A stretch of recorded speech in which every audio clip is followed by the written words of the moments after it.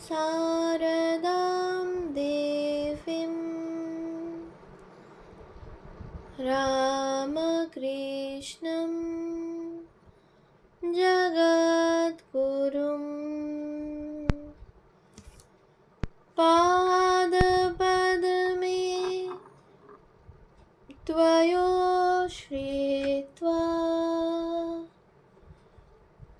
प्रणमामि মুহুর্মুহু।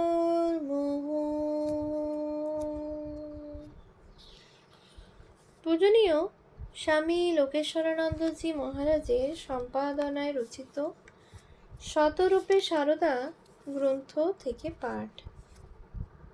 সংখ্যা 558। শ্রীমা ও একালের পাশ্চাত্য নারী। Nancy Tilden Jackman. 1। শ্রীমা ও একালের পাশ্চাত্য নারী, এই আমার বিষয়। কিন্তু কেমন করে আমার বক্তব্য উপস্থিত করব তাই ভেবে আমি শিহরিত। পুণ্যময়ী মাতা দেবী, সাক্ষাৎ জগজ্জননী, শিব বিষ্ণু রাম রামকৃষ্ণের নিত্য সঙ্গিনী। তিনি কয়েক দশক পূর্বে ধরাধামে অবতীর্ণ হয়ে লীলা করে গিয়েছেন। ভগিনী নিবেদিতার ভাষায়, যার জীবন একটি দীর্ঘ নীরব প্রার্থনা, সেই সারদা দেবী বস্তুত আমাদের ধ্যানের ধন। তার সম্পর্কে বাক বিস্তার করতে যেন মন চায় না। শ্রীমায়ের ভালোবাসার গভীরতা ও ব্যাপ্তি, তার দুর্লভ দ্যুতি, সেই সঙ্গে তার পবিত্রতা আর আন্তরিকতা, এমনকি যদি অংশতঃ অনুভব করা যায়, তবে তাকে নিয়ে আলোচনা করার কথা উঠলেই ভয় হয়, পাছে অত্যন্ত স্থূল চিন্তার স্পর্শ সেখানে লাগে, পাছে অজ্ঞতার কারণে সামান্যতম অশ্রদ্ধার ছায়া সেখানে এসে পড়ে। শ্রীমা সম্বন্ধে আলোচনা করায় যদি দুরূহ মনে হয়, তবে সেখানে অত্যন্ত স্থূল ও সোচ্চার ব্যাপারের পাশে তাকে রেখে বক্তব্য প্রকাশ করব কেমন করে? নারী আন্দোলন, পুরুষের তুল্য অধিকারের জন্য সংগ্রাম, পুরুষদের অত্যাচার, মেয়েদের তথাকথিত চেতনার উন্নয়ন, এই সবের সঙ্গে জড়িয়ে স্বচ্ছন্দে শ্রীমায়ের আলোচনা করতে পারা যায় কি? অসম্ভব। এই ভীতি অথবা দ্বিধা কেবল আমারই ব্যক্তিগত নয়। আমেরিকায় বেদান্ত আন্দোলন যখন শুরু হয়, তখন সাধারণ বক্তৃতায় শ্রীমায়ের বিষয়ে আদৌ কিছু বলা হতো না। এই আন্দোলনের সঙ্গে যুক্ত হওয়ার পর প্রথম দিকে দেখেছি, শ্রীমায়ের জন্মতিথি পালন অন্তরঙ্গ ভক্তগোষ্ঠীর মধ্যেই সীমাবদ্ধ থাকত। সেই উৎসব অনুষ্ঠিত হতো নীরবে, শান্তভাবে। আমাদের বেদান্ত কেন্দ্রের উপাসনাগৃহের বেদিতে একই কারণে শ্রীমায়ের প্রতিকৃতি অনুপস্থিত। 40-এর দশকে স্বামী অশোকানন্দের নেতৃত্বে যখন এখানকার মন্দির নির্মিত হয়, তখনই মনে হয়েছিল শ্রীমাকে সকলের সামনে উপস্থিত করা যুক্তিযুক্ত হবে না। শ্রীমা সারা জীবন লজ্জাপটাবৃতা, অন্তরালবর্তিনী। এখানে সকলের দৃষ্টির সামনে তাকে স্থাপিত করা হলে সেই দৃষ্টিতে অজ্ঞান ও অশ্রদ্ধার স্পর্শ হয়তোবা থেকে যেতে পারত। হয়তো নানা জনে শ্রীরামকৃষ্ণ ও তাঁর অন্তরঙ্গ ভক্তদের সঙ্গে শ্রীমায়ের কি সম্পর্ক ইত্যাদি হরেক রকম প্রশ্ন তুলতেন, অথবা এমন সব প্রশ্ন করে বসতেন যার উত্তর দেওয়া অস্বস্তিকর। এইসব কারণে প্রথম দিকের সাধুরা লক্ষ্য রেখেছেন যাতে শ্রীমা তার দেহত্যাগের পরেও নিরুপদ্রব অন্তরালে থাকতে পারেন, যেমন তিনি ছিলেন তাঁর জীবৎকালে। সেই জিনিসই ঘটেছে ভারতবর্ষে এবং এখানেও। দিন বদলেছে, মায়ের ছবি এখন সর্বত্র দেখা যায়। দেখা যায় তাঁর মূর্তি, তার প্রতিকৃতি সংবলিত লকেট ইত্যাদি। পৃথিবীর নানা ভাষায় তার জীবনী প্রকাশিত হয়েছে। মা যেন জগতের সামনে আত্মপ্রকাশের জন্য নিজেই এগিয়ে এসেছেন। কেন? মনে হয় এর মূলে রয়েছে শ্রী মায়ের করুণা। মা যে দেখতে পাচ্ছেন তাকে আজ জগতের বড় প্রয়োজন। স্বেচ্ছায় মায়ের এই আত্মপ্রকাশের কথা স্মরণে রেখেই আমি তার বিষয়ে কিছু বলতে সাহসী হয়েছি। বর্তমান পাশ্চাত্যের মেয়েদের সঙ্গে তার সম্পর্ক, এই বিষয়েই আমি আলোচনা করব। হয়তো সুষ্ঠুভাবে তা করতে পারবো না, কিন্তু যেভাবেই তা করি না কেন, এর দ্বারা তার চিন্তা তো করা হবে এবং সে কাজ নিশ্চয়ই কল্যাণকর। সুষ্ঠুভাবে কাজটি করতে পারবো না, এই আশঙ্কায় আগে থেকেই তার কাছে ক্ষমা প্রার্থনা করে নিচ্ছি। সেই সঙ্গে ভিক্ষা চাইছি যেন তিনি আমাকে দিয়ে কঠিন কাজটি করিয়ে নেন। এই সূত্রে শ্রী মায়ের কৌতুকোজ্জ্বল রূপটি মনে পড়ছে। একবার শ্রী মায়ের এক আত্মীয়া মর্কট বৈরাগ্যের ঘোরে তাকে বলেছিলেন, আর বেঁচে থাকতে ইচ্ছা নেই, যা আছে তোমাকে লিখে পড়ে দিয়ে যাব, আমি মরবার পরে তুমি সেই মতো কাজ করো। শ্রী মা হেসে বললেন, তা কবে মরবি গো? উৎস: শ্রী শ্রী মায়ের কথা, প্রথম ভাগ, উদ্বোধন কার্যালয়, কলিকাতা, দ্বাদশ সংস্করণ, 1387, পৃষ্ঠা 104।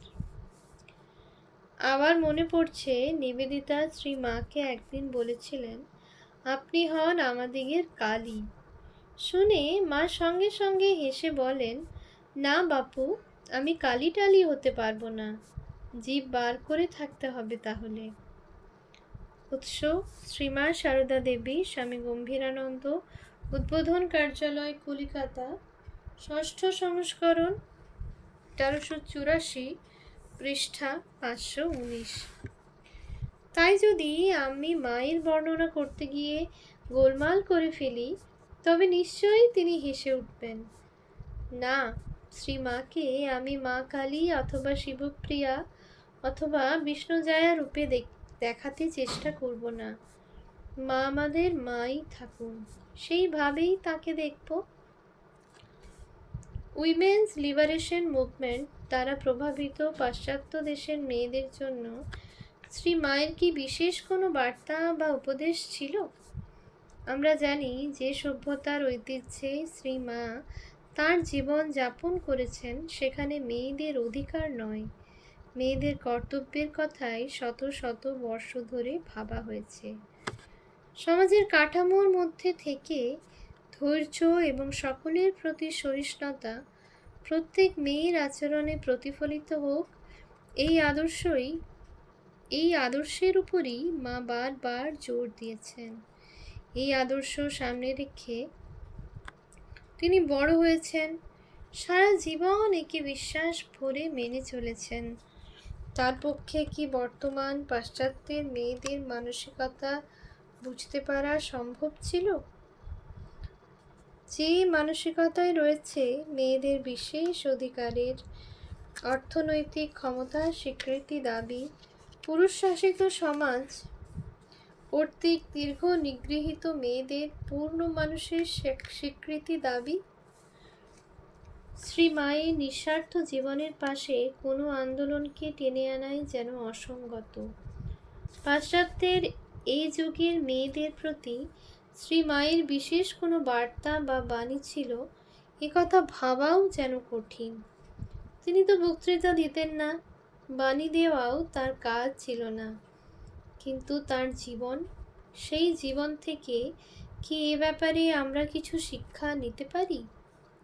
এখানে মনে রাখতে হবে, হিন্দু নারীর আদর্শ অনুসারে তিনি অন্তরালবর্তিনী, নিজেকে কখনো জাহির করেননি।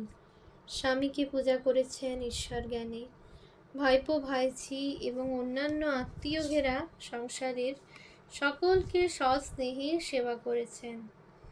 আধ্যাত্মিক অর্থে যারা সন্তান, তাদের আদর যত্ন করেছেন, সেই সঙ্গে তাদের পরিচালিত করেছেন পরম লক্ষ্যের দিকে।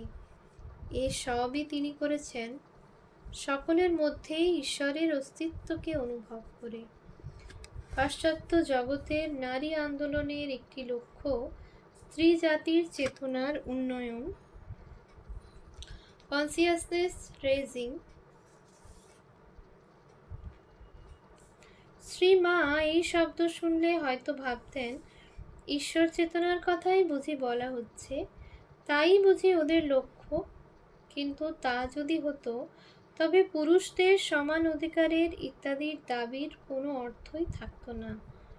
যাই হোক, নারী মুক্তি আন্দোলনের যারা শরিক, পশ্চিমের সেসব মেয়ের কাছে শ্রী মা যেন অপ্রাসঙ্গিক।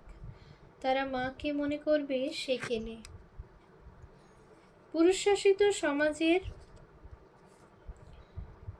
বিনত ভূমিকায় অভ্যস্ত এক নারী, আর মা যদি এদের দেখতে পেতেন, শুনতে পেতেন এদের নানা ধরনের মুক্তির সোচ্চার ধ্বনি, তবে কি ভাবতেন তিনি? একবার শ্রী মা জনৈক ভক্তের সঙ্গে কথোপকথনে বলেছিলেন, গড় অর্থাৎ প্রণাম করি মা কলকাতাকে। কেউ বলে আমার এ দুঃখ, কেউ বলে আমার ও দুঃখ, আর সহ্য হয় না। কেউ বা কত কি করে আসছে, কারো বা 25টা ছেলে মেয়ে, 10টা মরে গেল বলে কাঁদছে। মানুষ তো নয়, সব পশু পশু, সংযম নেই, কিছু নেই।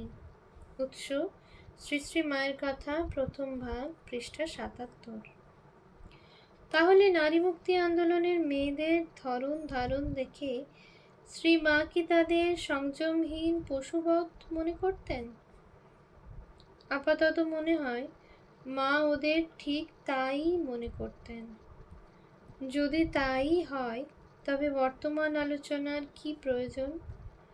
শ্রী মা ও বর্তমান পাশ্চাত্যের মেয়েরা এই প্রসঙ্গে আলোচনা অসম্ভব বলে তাহলে কি এখানেই ইতি করে দেব? তেমন কিছু করার আগে শ্রী মা প্রসঙ্গে নিবেদিতার কথা স্মরণ করে নেওয়া যাক। তার মধ্যে দেখা যায় অতি সাধারণ নারীরও অনায়াসলভ্য জ্ঞান ও মাধুর্য। তবুও আমার কাছে তার শিষ্টতার আভিজাত্য ও মহৎ উদার হৃদয় তার দেবীত্বের মতোই বিস্ময়কর মনে হয়েছে। কোনো প্রশ্ন যত নতুন বা জটিলই হোক না কেন, উদার ও সহৃদয় মীমাংসা করে দিতে তাকে কখনো ইতস্তত করতে দেখিনি। তার বুদ্ধির অতীত কোনো নতুন সামাজিক ব্যবস্থা থেকে উদ্ভূত জটিল চক্রে আবর্তিত বা উৎপীড়িত হয়ে কেউ যদি তার কাছে আসে, তিনি তৎক্ষণাৎ অভ্রান্ত অন্তর্দৃষ্টির সাহায্যে প্রকৃত তথ্য উপলব্ধি করে ফেলেন এবং প্রশ্নকর্তাকে সমস্যাটির পরিপ্রেক্ষিতে সঠিক মানসিকতায় স্থাপন করে দেন। উৎস the master as I saw him, sister Nivedita, উদ্বোধন অফিস, ক্যালকাটা, 1977, pp 1222-123। লক্ষণীয়, শ্রী মা অভ্রান্ত অন্তর্দৃষ্টির দ্বারা প্রকৃত বিষয়টি উপলব্ধি করে প্রশ্নকর্তাকে সমস্যার সমাধানে যথার্থ মানসিকতায় প্রতিষ্ঠিত করতেন। অর্থাৎ তিনি বলে দিতেন না ঠিক কোন পন্থা গ্রহণ করতে হবে, অথবা তিনি নিজে সমস্যার সমাধান করে দিতেন না। তিনি প্রশ্নকর্তাকে এমন মানসিকতায় প্রতিষ্ঠিত করে দিতেন যাতে সে নিজেই সমাধানের পথটি খুঁজে নিয়ে সংকট মুক্ত হতে পারে। ওম শান্তি শান্তি শান্তি। হরি ওম তৎসৎ। শ্রীরামকৃষ্ণার্পণমস্তু।